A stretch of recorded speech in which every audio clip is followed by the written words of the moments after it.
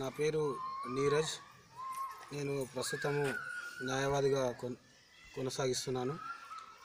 మా గ్రామము ఉందెకోడు గ్రామంలో ఈ స్థానిక పంచాయతీ ఎన్నికల సందర్భంగా మా గ్రామానికి బీసీ మహిళా రిజర్వేషన్ రావడం జరిగింది. మరియు బీసీ మహిళా రిజర్వేషన్ రావడం వల్ల చాలామంది మహిళల్లో సంతోషం కనబరుస్తున్నారు. మరియు మహిళా సర్పంచి గ్రామానికి చేసుకొని గ్రామం డెవలప్ చేసుకోవాలని చెప్పి మేము ఈ సందర్భంగా మా అమ్మగారు అయినటువంటి అనంతమ్మ గారిని నామినేషన్ వేయించడం జరిగింది. మరియు ఈ గ్రామానికి చాలా సమస్యలు ఉన్నాయి. ముఖ్యంగా వైద్యం, సాగునీరు, త్రాగునీరు ఈ నాలుగింటికి సంబంధించిన సమస్యలు చాలా రోజుల నుంచి గత 10-15 సంవత్సరాల నుంచి ఈ సమస్యలు కొనసాగుతూ ఉన్నాయి గ్రామంలో. మరియు మరియు గ్రామంలో చాలామంది విద్యార్థులు ఉన్నారు. ఇక్కడ ప్రాథమిక పాఠశాల ఉంది, ఉన్నత పాఠశాల ఉంది.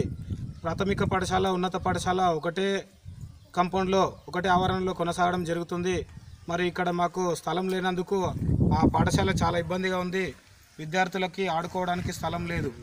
మరియు కొత్త భవనం నిర్మించుకొని కొత్త పాఠశాల కట్టుకొని మా పిల్లలకి ఒక ప్లే గ్రౌండ్ నిర్మించాలని చెప్పి, మరియు ఆ విధంగా మేము గెలిచిన తర్వాత ఆ సమస్యను తీరుస్తామని చెప్పి ఈ సందర్భంగా తెలియజేస్తూ ఉన్నాను. మరి అదేవిధంగా వైద్యం, మరియు ఏదైనా ఎమర్జెన్సీగా చిన్నపిల్లలకు కానీ, పెద్ద మనుషులకు కానీ, ముసలి వాళ్ళకు కానీ అత్యవసర చికిత్స చేయాలన్నా, ఏదైనా రోగాలు వచ్చినప్పుడు వాళ్ళకు ప్రథమ చికిత్సలు చేయాలన్నా ఇక్కడ ఎలాంటి హాస్పిటల్ లేదు. మరియు ఉన్న ప్రాథమిక ఆరోగ్య కేంద్రంలో డాక్టర్లు సరిగా ఉండడం లేదు. మరియు ఆ సమస్యను తీర్చి స్థానికంగా ఒక డాక్టర్ని ఇక్కడనే ఉండే విధంగా మేము గవర్నమెంట్తో చేయించుకుంటామని చెప్పి తెలియజేస్తూ ఉన్నాను. అదేవిధంగా త్రాగునీరు, గ్రామంలో చాలా సంవత్సరాల నుంచి తాగునీరు ఇబ్బందిగా ఉంది. ఒక 15-20 సంవత్సరాల క్రితం ఉందెకోడులో వాటర్ ప్రాబ్లం లేకుండే ఉండేది. మరి ఇప్పుడు తాగడానికి నీళ్లు లేవు. మహిళలు బిందెలు పట్టుకొని పొలాల దగ్గరికి వెళ్ళి, బావుల దగ్గరికి వెళ్ళి తెచ్చుకోవడం జరుగుతూ ఉంది.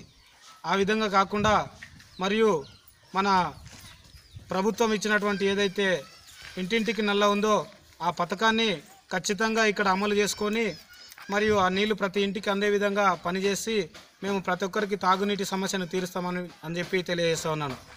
అదేవిధంగా సాగునీరు రైతులకు, మరియు ఉందెకోడులో 4 చెరువులు ఉన్నాయి. గొలుచుకట్టు చెరువులు, తాళ చెరువు, తక్కలకుంట, ఊర చెరువు, చింతలకుంట. మరియు ఈ 4 చెరువులు శస్యశ్యామలంగా నిండితే మరియు ఇక్కడ ఉన్నటువంటి రైతుల ముఖంలో చిరునవ్వు చిందిస్తుందని చెప్పి తెలియజేస్తూ ఉన్నాను.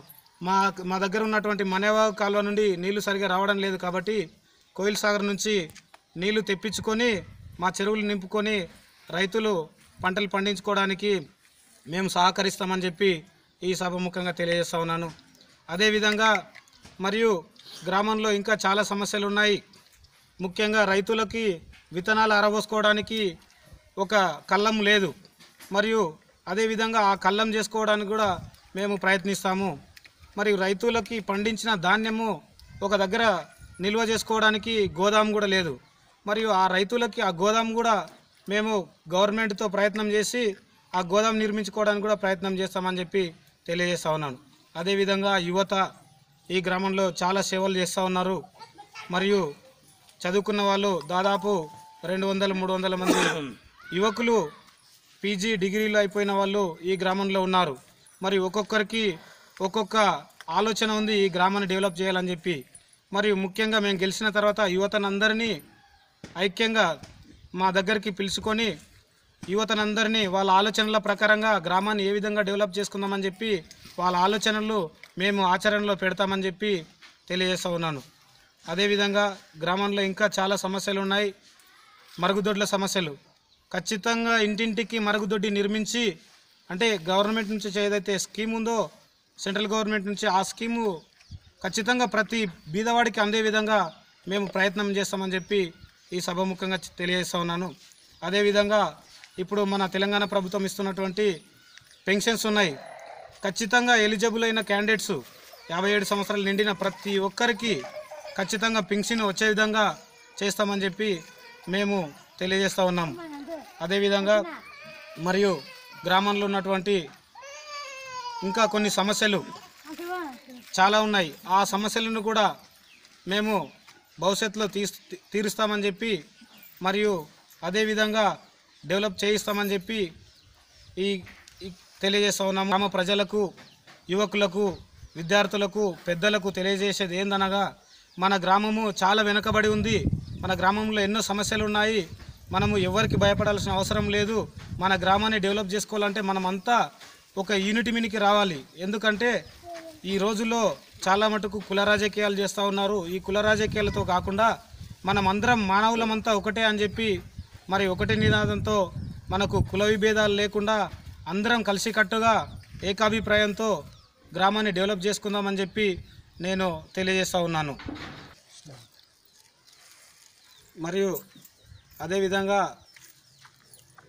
ఇంకొక ఈ ఏదైతే పర్యావరణం ఉందో పర్యావరణాన్ని రక్షించడానికి ఈ రోజుల్లో మరియు కాలుష్యం ఎక్కువగా అవుతుంది. మరి ఆ కాలుష్యాన్ని నివారించాలంటే పర్యావరణ రక్షణ అనేది మనకు చాలా ఇంపార్టెంటు.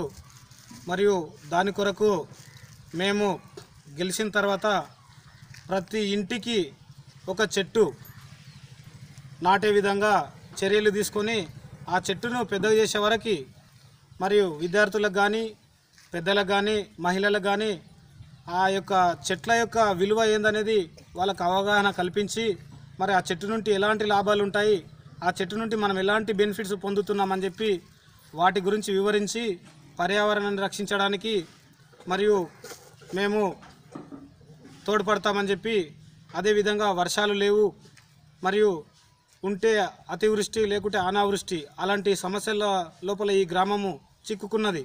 ఆ విధంగా మా గ్రామంలో సాగునీరు తెచ్చుకున్న తర్వాత ఖచ్చితంగా మేము అడవులు పెంచుతామని, పొలాల గట్లపైన కూడా చెట్లు పెంచుతామని మరియు అదేవిధంగా మా గ్రామం నుంచి ప్రతి యువకుడు ఈ పర్యావరణ రక్షణ కోసం ప్రజలకు అవగాహన కల్పించే విధంగా మేము ముందు ఉంటామని చెప్పి తెలియజేస్తూ ఉన్నాను.